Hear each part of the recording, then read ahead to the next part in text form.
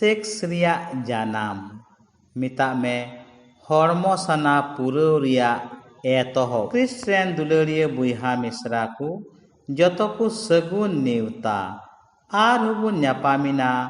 नावा सांदी सांते sex रिया जानाम दो धरती मानवा को तालारे 3 खोज एहबिना मिता में हॉर्मो सना पुराव रिया ऐदरी दो मानवा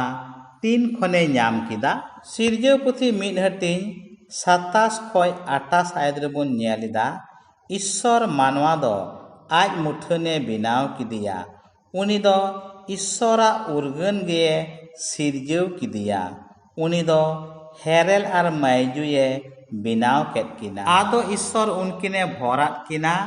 आरे मितात किना जो बाहा बेन आर सांगी बेन आर पृथ्वी पेरेज बेन आर उना गोबल बेन आर जालापुरी रेन हाकू को चोड़ रेन चेणे को आर ओत रेन लेñो टुंडंग मिट के मिट जीवियान को चितान रे एक तियरी चलाव बेन दुलारिया बुइहा मिश्रा को ईश्वर उकाय बिनाव केत सानामा रेन नेल ᱧᱟᱢᱚᱜ मालिक दो मानवाय दोहो किदिया एनतेद आजतेद दो 6 दिन रे जिराविना नोआ कथा को हतेते सदरक कना मिमिद मानवा को मुठन आर उर्गन दो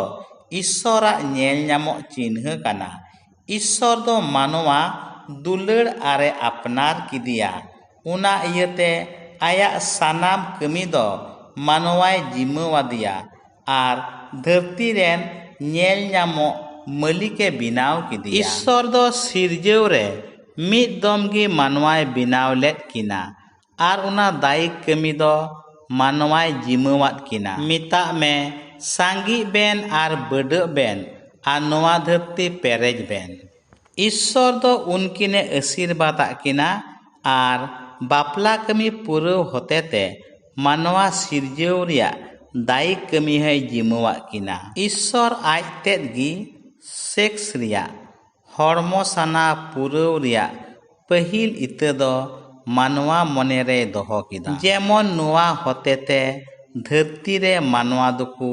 सांगी आर को बड़ सावते मिमिद जुरी परी को दो नोआ रस्क होतेते मिद इटागे संगे